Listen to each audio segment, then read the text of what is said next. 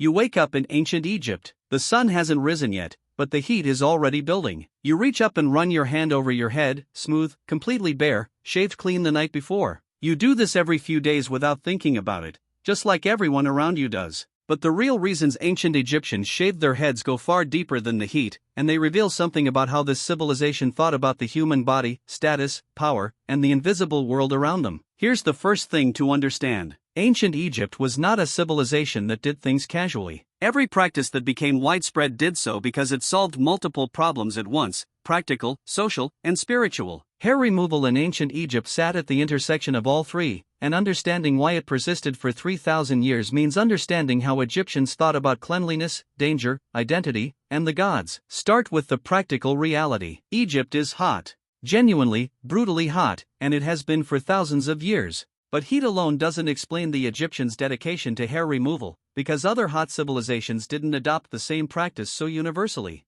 The deeper practical driver was lice and parasites. Ancient Egypt, for all its remarkable achievements, was a civilization built on the banks of a river that also supported enormous populations of insects, parasites, and the diseases they carried. Head lice were endemic. Fleas, ticks, and the illnesses they transmitted were persistent killers. A shaved head gave lice nowhere to hide, nowhere to lay eggs, and nowhere to spread. For a civilization that had no antibiotics and limited understanding of disease transmission, removing the habitat was one of the most effective weapons available. Historian and Egyptologist Joanne Fletcher, who has studied ancient Egyptian grooming practices extensively, has documented that the shaving of heads was practiced across social classes for this exact reason, and that it was taken seriously enough to be explicitly mentioned in temple records and administrative documents. Priests, in particular, were required to shave their entire bodies, including their heads, every single day before performing any ritual. The logic was partly spiritual but partly intensely practical. A priest who brought parasites into the temple was a priest who could infect the entire institution, including the food stores, the sacred animals, and the other priests. This is where it gets interesting, because once the Egyptians had established shaving as a hygienic norm, it took on layers of meaning that went far beyond hygiene. A shaved head became a signal of status and civilization.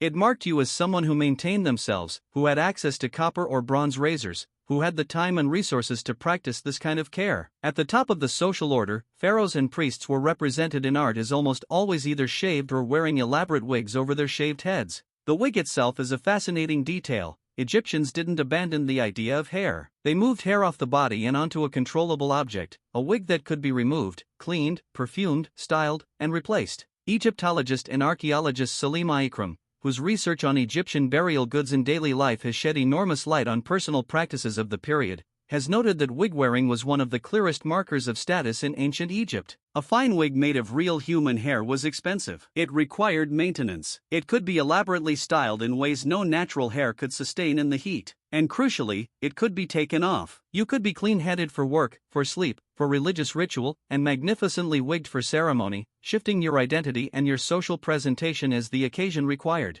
The spiritual dimension of hair removal is equally layered. Ancient Egyptians believed the human body was permeated by forces both protective and threatening, and that maintaining ritual purity was essential to keeping those forces in balance. Hair, from this perspective, was a site of vulnerability. It could trap impurity. It could become a medium through which malevolent forces interacted with the body. Shaving the head was, in part, an act of spiritual protection, removing a surface that might otherwise become compromised. This belief had particular intensity around death and mourning. When someone died, family members would sometimes allow their hair to grow unkempt, deliberately abandoning the normal practice of shaving as an outward sign of grief and disruption. The return to shaving marked the return to normal life. Hair was therefore a social signal as well as a practical one. Its presence or absence communicated something specific to everyone who saw it, about your current state, your relationship to the social order, your emotional or spiritual condition. Children in ancient Egypt were typically depicted with a specific hairstyle called the side lock of youth, a single braid or lock of hair on an otherwise shaved head,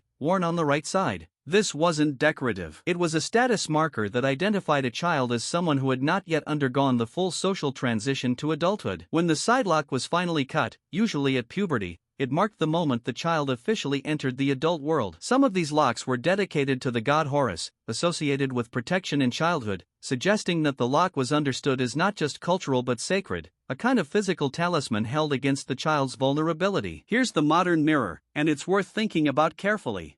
You probably don't shave your head for spiritual protection, and you don't signal your grief through hair growth. But the practices ancient Egyptians built around hair, its presence, its absence, the meaning they attached to both, reveal something that hasn't changed at all. Hair is still one of the most socially loaded features of the human body. Cultures around the world still use hair to mark transitions, religious vows, military service, mourning, illness, coming of age. Heads are still shaved as acts of power, submission, renewal, or rebellion depending entirely on context. The specific meanings have shifted, but the underlying instinct, to load hair with significance far beyond its biology, is as old as civilization. You wake up in ancient Egypt, run your hand over your smooth head, and step out into the rising heat. You are clean, protected, properly presented to the gods and to your neighbors. You are, in one small daily act, participating in a system of meaning that held one of history's greatest civilizations together for 3,000 years.